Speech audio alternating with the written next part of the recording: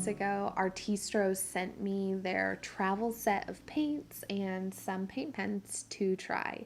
Before using these, I had never used Artistro paints. I honestly hadn't even heard of the brand, but I love being able to try new art supplies, not only to find some of my new favorites, but also to be able to tell you what I would recommend or what brands that I really enjoy. Upon opening the package, some of my first thoughts were just how beautiful and amazing the tin that they come in is.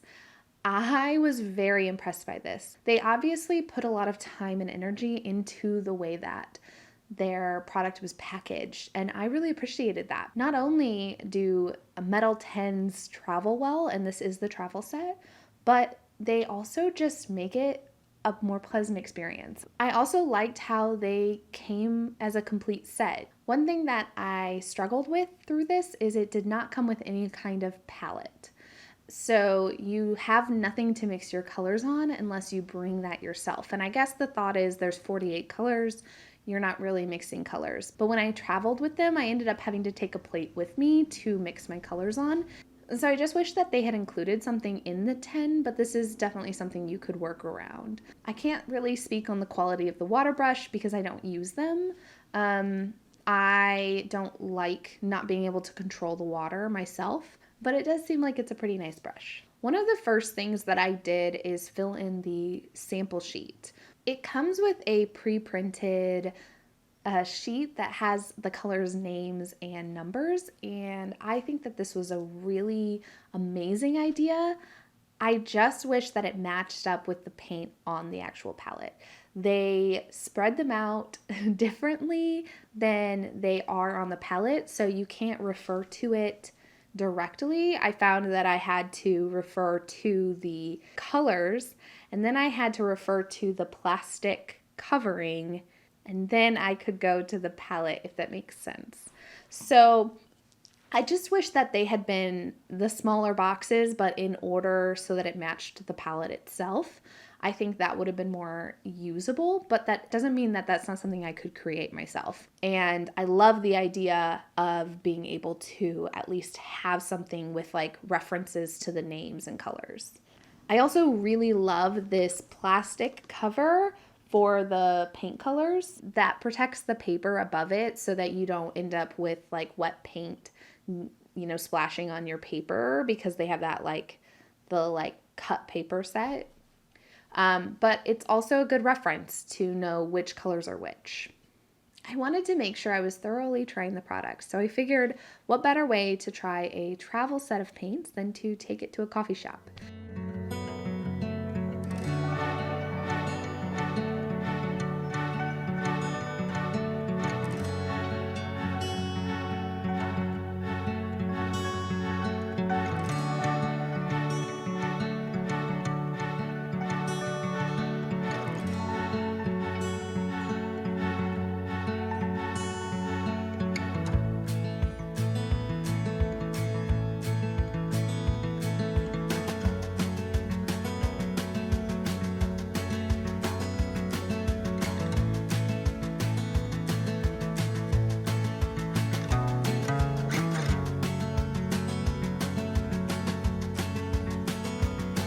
After I got everything set up and I started working with the paints, I was really glad that I had taken some time before I left to test the opacity of the paints. If you've never tested the opacity of your paints before, basically this is a test to figure out which paints are more opaque or cover what's underneath of them and which ones are more transparent. The way that I like to do this is drawing a black line with like a Sharpie on a piece of paper, and then you're going to paint your colors over it. And if it looks like the paint is sitting on top of the marker, it's a more opaque paint. And then some of them will look like they are on the same layer or blending in with that black line.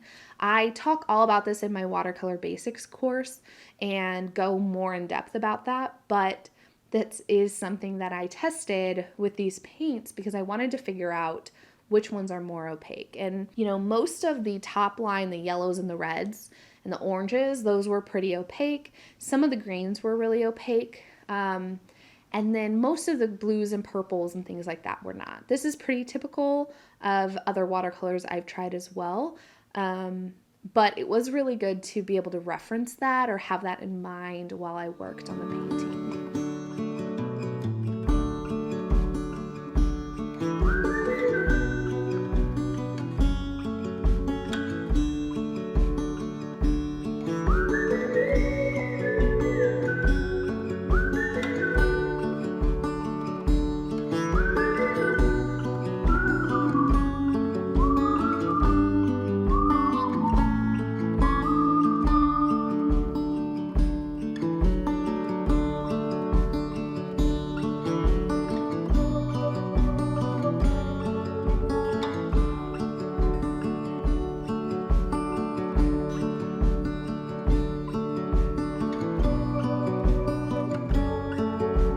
Overall, I think these paints are really beautiful. I love that almost every single one of the colors granulated. If you don't know what granulation is, it's basically where the pigment breaks a little bit and you end up with the dots of pigment all over your paint.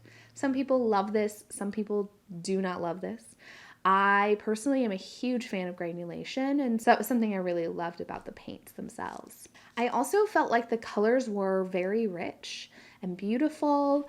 I didn't really have any trouble getting the color tones that I was looking for, and I felt like they matched really well with the way I paint. One of my biggest qualms though, and this is more of a personal problem than anything else, but I kept losing where I was on the palette. Because there's 48 colors, I have never worked with a palette that was this big with this many colors, and I kept forgetting what color was what. So I would start like painting with one color, and then, you know, I'm really into the painting and I'd go back to grab it and I would grab a different color thinking that I was grabbing the same one. I found myself doing that a couple times, and I do think that that is something that would be remedied with time. I wouldn't necessarily say that's a fault of the palette. I think that's just what would happen if I used any palette that had 48 colors. There's a lot of colors there. So I was really grateful that they gave you that plastic sleeve so that you could actually refer back to them, because honestly, I could not have done this without that sleeve. At the end of the painting, I used their paint pens that they sent me. They had gold and silver, and overall, I really liked them.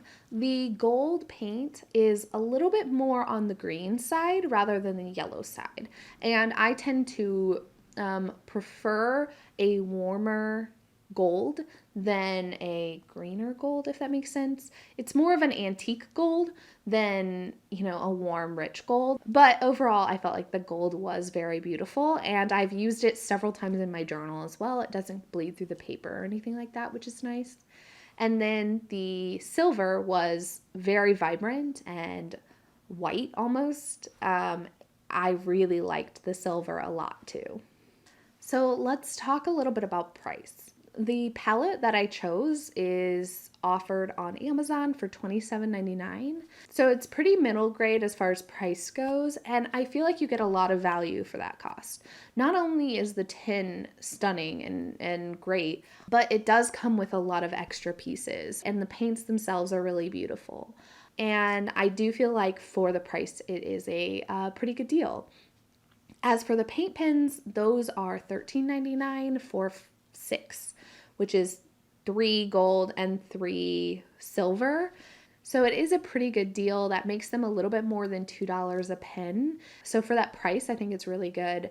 Personally, I probably wouldn't repurchase the gold pens, but I definitely could see myself using the palette itself in the future, especially because there is a wider range of colors. So sometimes some of the colors that I might want might be easier to just grab them off that palette.